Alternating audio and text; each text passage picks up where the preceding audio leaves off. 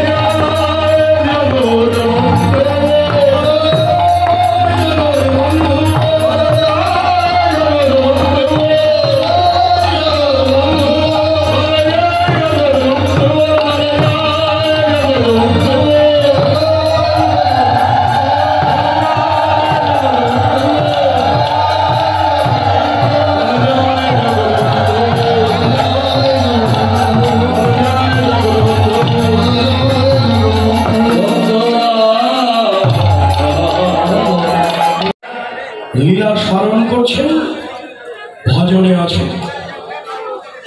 এটা আমাদের ভজন যোগ্য দেহ। ভজন করছেন আপনারা, লীলা স্মরণেই ভালো, শুনলেই মঙ্গল। এই মঙ্গলময় কথা এই কানের ভিতর দিয়ে প্রবেশ করলেই মঙ্গল। কি আমরা বুঝি বা না বুঝি, চৈতন্য চরিতামৃতে কি বললেন? আজও বুঝিবে না যে হো, শুনিতে শুনিতে সে হো। অদ্ভুত চৈতন্য চরিত, বুঝিবে রসের রীতি, হইবে পরম প্রীতি। শুনিলেই হইবে বড় হিত। হিত মানে কল্যাণ। অর্থাৎ গৌর গোবিন্দের কথা শুনলেই কল্যাণ, বুঝি বা না বুঝি শ্রবণেই মঙ্গল। আজকে আপনাদের মঙ্গল হবে, আপনাদের সকলের ভজন হবে, যে মধ্যাহ্নকালে আপনারা ভজনে আছেন। আর এখানেই মহাপ্রভু তিনি তার লীলা করছেন। অদ্যাবধি সেই লীলা করে গোরা রায়, কোন কোন ভাগ্যবান সেই লীলা দেখিবারে। এখানেই তিনি তার লীলা করছেন। কোন কোন ভাগ্যবান ভাগ্যবতী সেই লীলা দেখছেন। এই নয়নে দেখা যাবে না, এই নয়ন দুটো কলুষ নয়, এই নয়নে তার রূপ দর্শন হয় না, তাকে দেখতে হবে। সে রূপটা কেমন? হেমশয়ে অতি গোরা, স্বর্ণের জ্যোতিকেও জয় করেছে গৌরের অঙ্গ জ্যোতি। সোনা, এটা তো কি সোনার কথা বললে তো কি বলে না, মামা বাড়ির কাছে গিয়ে কি মামার গল্প করলে হয় না? কি এসেছি সোনার খনির মধ্যে, কি সোনার কথা কি আর বলার অপেক্ষা রাখি? অনেকেই আপনারা সোনার কাজ করছেন বা ব্যবসা করছেন, সোনা গলে যায় কখন? সোনার সঙ্গে কি বাবু, সোনার সঙ্গে কি মিশিয়ে দিলে সোনা গলে যায়? হ্যাঁ, সোহাগা মিশিয়ে দিয়ে আর তাপ দিলেই সোনা গলে যায়। আপনাদের কাছে তাই আমার এই কথা থাকবে, আপনারা ভালো জানেন। অর্থাৎ বললে ভালো লাগে, সোনার সঙ্গে সোহাগা মিশিয়ে তাপ দিয়ে সোনা যেমন গলে যায়, ঠিক তেমনি আমার গৌর সোনাও গলে যায়। ভক্তের ভক্তি সোহাগা মিশিয়ে অনুরাগের তাপ দিলে আমার গৌর সোনা।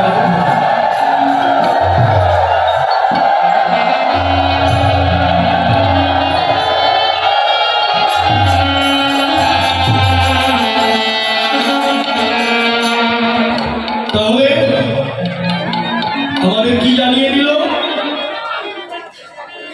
যে ভক্তি মিশিয়ে দাও আর অনুরাগে তাপ দাও।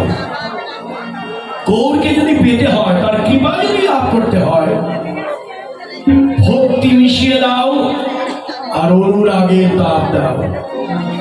কারণ ভক্তি ছাড়া ভগবানকে পাওয়া যাবে না, সহজে পাওয়া যাবে না। হ্যাঁ, ভক্তি হল ভগবানকে পাওয়ার প্রধান অবলম্বন। ভক্তি ভালোবাসা দিয়ে তার কাছে যত সহজে যাওয়া যায়, অন্য কোন দিক দিয়ে তার কাছে এত সহজে যাওয়া যাবে না। তাই আপনারা অনুরাগ আর ভক্তি। অনুরাগ কি?